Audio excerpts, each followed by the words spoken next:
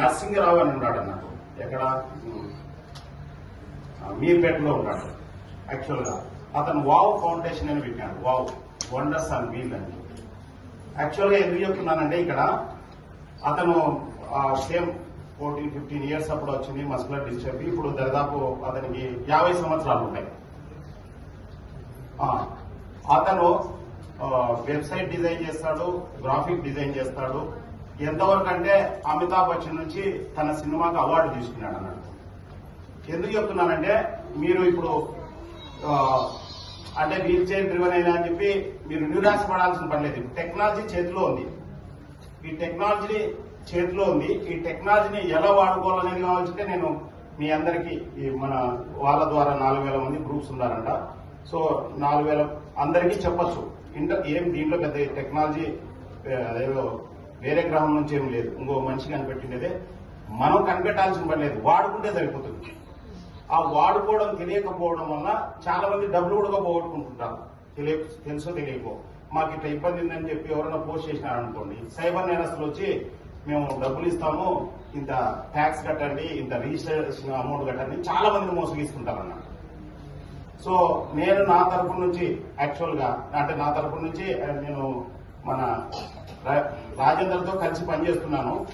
ఎంతవరకు అంటే కొన్ని సైబర్ నేరాల మీద స్కూళ్లు, కాలేజీలు, సంస్థల్లో ప్రోగ్రాంలు ఇస్తూ ఈ ఎన్బిఆర్డి సంస్థకు కొద్దిగా ఆర్థికంగా మీరు చేయూతనివ్వండి, మేము ప్రోగ్రామ్ ఫ్రీగా ఇస్తాం. ఆర్థికంగా చేయదు. దాని ద్వారా మనం ముఖ్యంగా నీడీ పర్సన్స్ కి ఇట్లా ట్రై వీలర్స్ కానీ లేకపోతే ఈవెన్ మోటార్స్ కానీ లేకపోతే ఇట్లా ఎలక్ట్రిక్ డ్రివెన్ వెహికల్స్ కానీ ఇట్లా ఇవ్వాలనేది ఒక ఐడియా ఉంది. ఇంకా స్టార్ట్ కాలేదు నాకు. ఖచ్చితంగా స్టార్ట్ అవుతుంది. సో ఈ సైబర్ నేరాలు అందరూ మొబైల్ వాడుతున్నారు కదా. సైబర్ నేరాలు జరుగుతున్న విషయం ఎంతమందికి తెలుసు? చేతులు ఎత్తండి. చాలా దారుణంగా జరుగుతున్నాయి. మీరు ఊహకు అందదు. ఒకవేళ ఇక్కడ ఎవరైనా మోసపోయిన వాళ్ళు ఉన్నారా? చేతులు ఎత్తండి. No problem, there nothing wrong అన్నట్టు. మోసపోయిన వాళ్ళు ఉంటే చేతులు ఎత్తండి. సో యాక్చువల్ గా చాలా మంది మోసపోతుంటారు, చెప్పలేరు అన్నట్టు. ఎంత మోసపోతున్నారంటే 36,000 కోట్లు పోయిన సంవత్సరం నష్టపోయింది దేశవ్యాప్తంగా. రోజుకు 10 కోట్లు తెలంగాణలో నష్టపోతున్నారు. రోజుకు 10 కోట్లు. దీంట్లో ఎక్కువ చదువుకున్న వాళ్ళు ఎక్కువ నష్టపోతున్నారు, తక్కువ చదువుకున్న వాళ్ళు తక్కువ నష్టపోతున్నారు. ఎందుకంటే తక్కువ చదువుకున్న వాళ్ళకు ఏది నొక్కలో తెలియదు కాబట్టి వాళ్ళు లైట్ తీసుకుంటారు అన్నట్టు. పోయిన సంవత్సరం 3,24,00,000 కాల్స్ రికార్డ్ అయినాయి, కంప్లైంట్స్ 1930. తెలంగాణలో 88,800 మంది నష్టపోయినారంట ఒక రికార్డు చెప్పింది. అందులో కేవలం 800 మంది మాత్రమే నిరక్షరాస్యులు, 88,000 మంది అక్షరాస్యులు. మళ్ళీ అక్షరాస్యుల డెఫినేషన్ ఏందో తెలియదు మనకి. 100 రకాల సైబర్ నేరాలు జరుగుతున్నా 10-15 రకాలు బాగా జరుగుతున్నాయి. ఈ 10-15 రకాల సైబర్ నేరాలు జరగడానికి ప్రధాన కారణం అయితే అత్యాశ, అమాయకత్వము, కామము, భయము, ఒంటరితనం.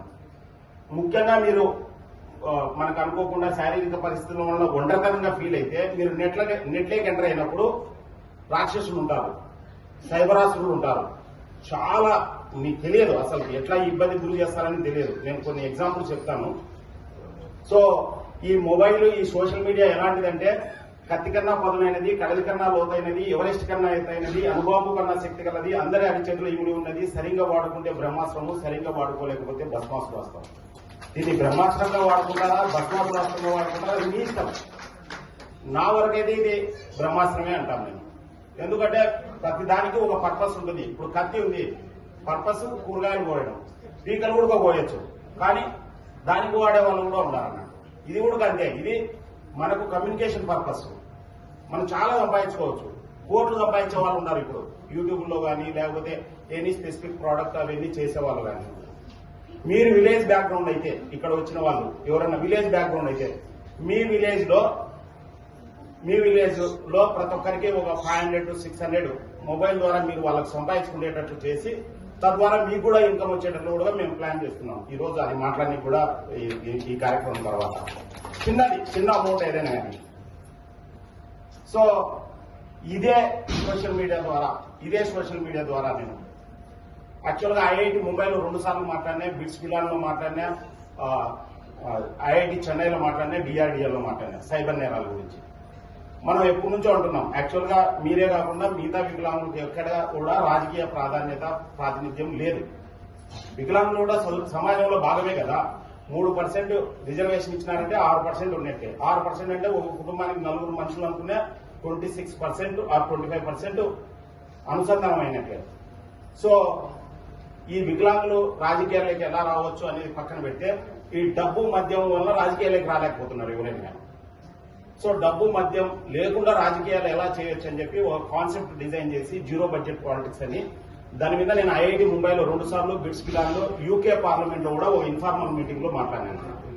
ఈ జీరో బడ్జెట్ పాలిటిక్స్ కర్త కర్మ క్రియ అనేది ఇది సైంటిఫిక్ ప్రాసెస్. నేను ఎందుకు చెప్తున్నానంటే, ఇది కేవలం సోషల్ మీడియా ద్వారానే నేను యూకే పార్లమెంట్ వరకు పోయి వచ్చినాను.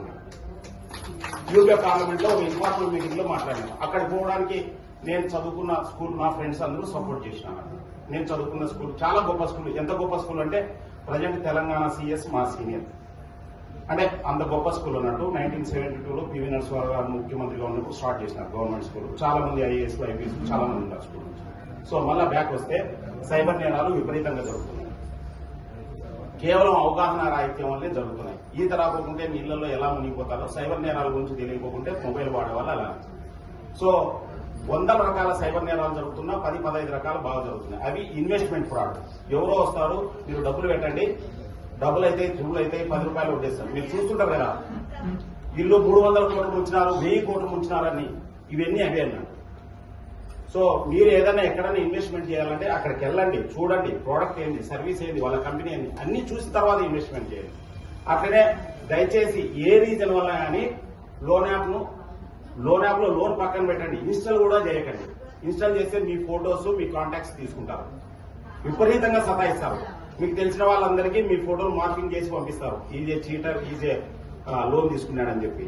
అట్లా చాలా మంది ఆత్మహత్య. అట్లనే న్యూడ్ కాల్ ట్రాప్స్, ముఖ్యంగా జెంట్స్ ఎవరో అవి ఆటో రికార్డెడ్ కాల్స్, ఏఏ కాల్స్ పంపిస్తారు.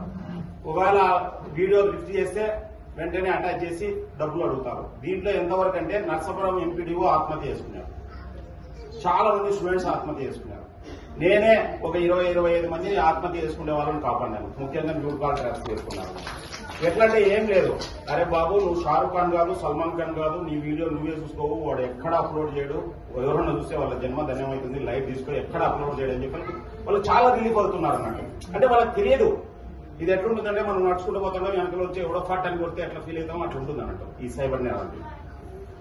మ్యాట్రిమోనీ ఫ్రాడ్స్ విపరీతంగా జరుగుతున్నాయి, నిత్య పెళ్లి కొడుకు, నిత్య పెళ్లి కూతురు అని. అంటే ఒకవేళ మీ వరకైనా, మీకు సంబంధించిన బంధుమిత్రులైనా, అన్నదమ్ములైనా, ఎవరికైనా మన వాళ్ళకి ఇబ్బంది కలిగితే మనకి ఇబ్బంది కదా.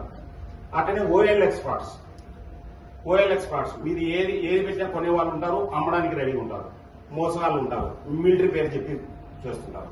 ఇవన్నీ పక్కన పెడితే మీరు అనుకోకుండా కొద్దిగా ఫ్రీ టైం ఉంటుందని బెట్టింగ్ అలవాటు పడినారనుకోండి, గాన్. ఇప్పుడు ఐపీఎల్ నడుస్తుంది. మహాభారతంలో ధర్మరాజు కాలం నుండి నేటి మహాదేవ్ బెట్టింగ్ వరకు నాకు తెలిసినంత వరకు ఆడినవాడు ఎవడు గెలవడం కూడా. మళ్ళీ అది కూడా చెప్తున్నాను. ఆత్మహత్య చేసుకున్నారు ఎంతవరకు అంటే, నిన్న కరీంనగర్ లో ఒక కానిస్టేబుల్ డబ్బులు పోగొట్టుకున్నాడు, ఎవరి దగ్గర అప్పు తీసుకున్నాడు, ఆ ల్యాండ్ అతను ల్యాండ్ రిజిస్టర్ చేసుకున్నాడు. నేను అమ్ముతానంటే నీకు డబ్బులు ఇస్తానని చెప్పి ల్యాండ్ అతన్ని పిలిపించుకొని, ఎవరైతే ల్యాండ్ అమ్మినతను అతన్ని చంపేసినాడు.